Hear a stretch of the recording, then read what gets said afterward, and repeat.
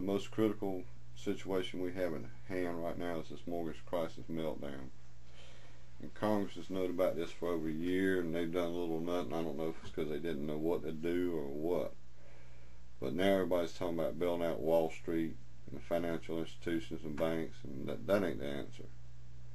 Why? Just take for example, if a person comes in a hospital and his foot's turning blue and purple because he's not getting blood supply through his leg, what does the doctor do? Does he try to restore the blood supply in his leg to his foot, or does he wait till it gets critical, turns into gangrene, and amputates?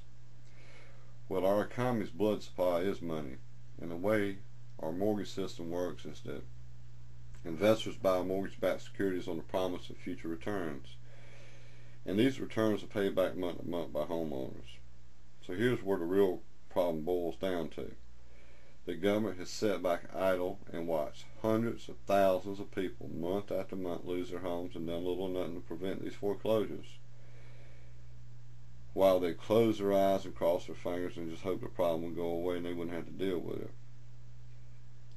And maybe it's perhaps, I believe too, that the main reason Congress didn't act was because certain individuals at the top that owned and controlled these subprime mortgage securities were so greedy that they used their power to prevent Congress from resetting the terms and conditions of these loans. Terms and conditions that would have afforded the vast majority of homeowners in America to stay in their homes and continue paying their mortgage payments.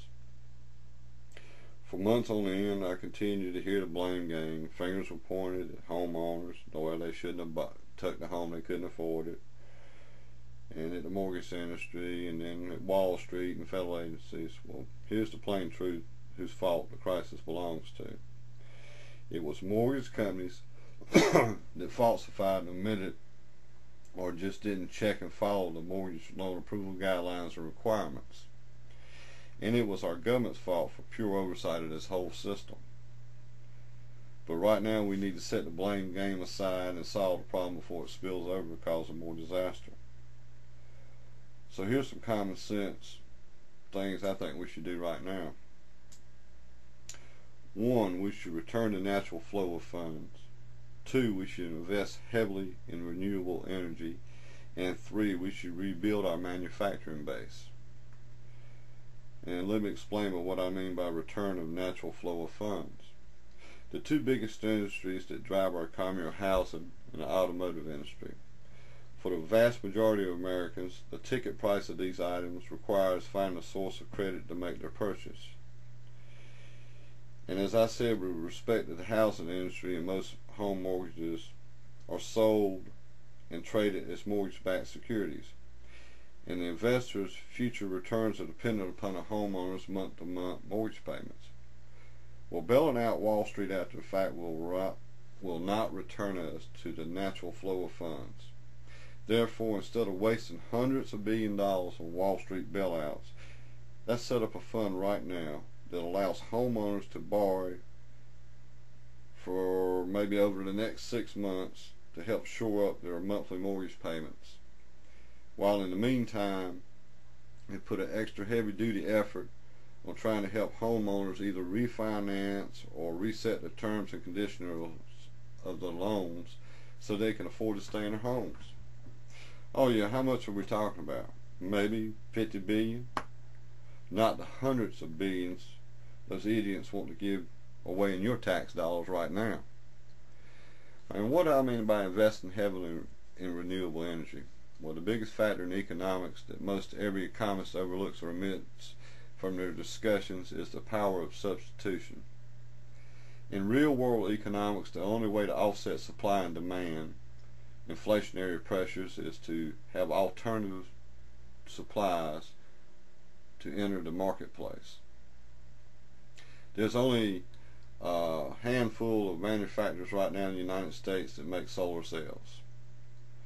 Well, production needs to be expanded. How? We need to pass tax incentives for companies that manufacture these solar panels, and to companies that install them, and to homeowners that retrofit their homes with them, and to builders that incorporate them in new homes. I would dare predict that within 2 years or less, competition would lower the price of solar panels, and their sales efficiency rate would drastically increase.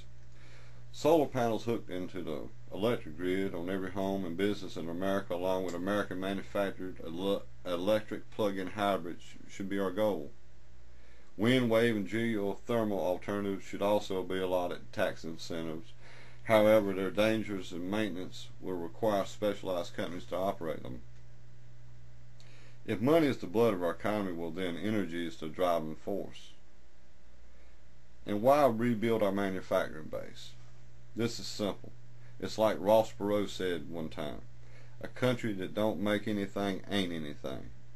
Money is the blood of our economy, but money is just a medium of exchange for the goods and services we produce. And goods are what make services necessary. We can't afford to keep buying our manufactured goods overseas. How will we continue to pay for them? With services? Just imagine, God forbid, we got drawn into a war. What would we do in the long run? Ask for a timeout so that the other side could give us something to fight with? What gets me is all this talk about, well, we can't get these jobs back. We're in a global economy now. They're gone forever. Bull crap. That old rhetoric sounds like that same old trickle-down economic theory, pennies from heaven, and little or no government oversight crap that got us in this mess in the first place. You know what a global economy will mean? It means that our government and we the people will have no rights anymore. That if those greedy aristocrats at the top get their way, it'll be over. Well, here's my reply. Export yourself. Get the crap out of our country. We'll get by without you.